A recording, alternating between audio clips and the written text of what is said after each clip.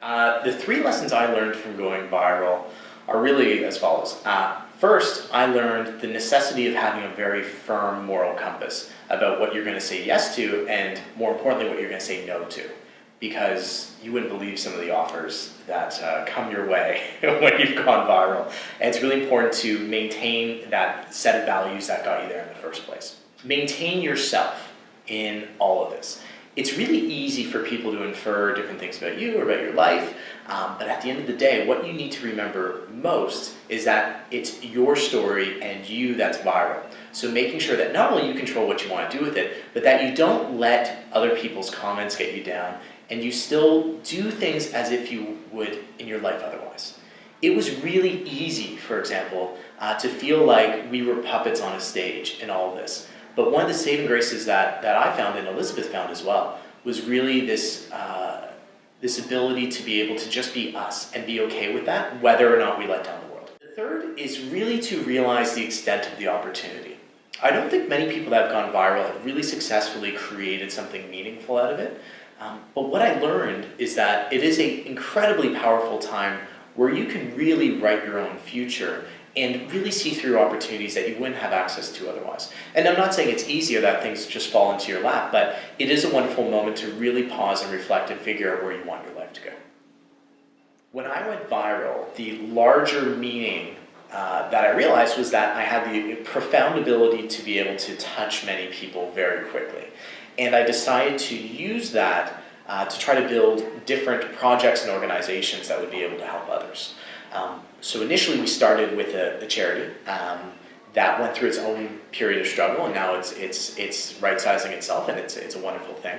But beyond that, it became about, okay, how do you really create small little projects within your community, as well as thinking about social entrepreneurship, as well as just doing little things like responding to emails that you get from people that just want to feel a sense of connection. Really, I believe that there's an obligation, I think, for people that end up in a position like me just to at least try to think beyond themselves a little bit. The only thing I asked for in the original post was that whoever I took on the trip pay it forward in their own way one day. And I evaluated hundreds of emails and letters with that one question in mind. So at the end of the day, Elizabeth, who joined me on the trip, we called her Quinn. Her middle name was Quinn, which was very convenient. She simply said, look, I used to live in Thailand. I haven't had the chance to go back. Thailand's the only place I've ever been to outside of Canada. And I would really love to go and bring the kids that I used to teach Christmas presents. And it was just this really sweet, selfless idea that was very, very much Quinn. The first thing I would say is don't try to go viral. I mean that very sincerely. Having a great media strategy and a content strategy as a company is a really important thing. But the part about virality that very few people understand is that you actually lose your ability to control the narrative.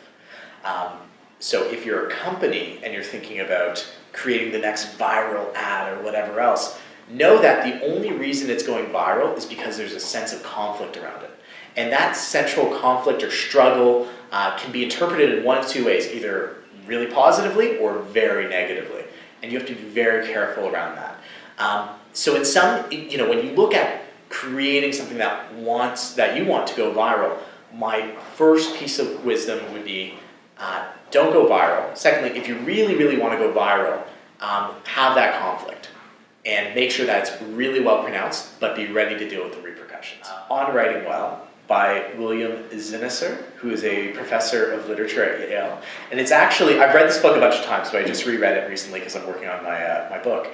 And it's really about how to write nonfiction well, and I swear, it is my favorite book, which I know makes me sound totally crazy because it's a book about writing, but it is so funny and so well written and so perfect, and he unpacks how we live in this really verbose and self-inflating society, and how writing is the ultimate form of clear thinking and of being, just yourself on paper. One thing that we always did agree on was Joel Plaskett, great East Coast Canadian singer-songwriter. Quinn she is from the East Coast, so naturally when you're from the East Coast, I can only assume that it's embedded in your DNA to love Joel Plaskett. And I love Joel Plaskett, being a plaid-wearing guy that I am. So that was our one common thing. I actually remember on Christmas Eve, we were in Vienna, Skyping our families, drinking wine right from the bottle, just hanging out and listening to Joel Plaskett in the background. And it was one of my favorite moments of the trip.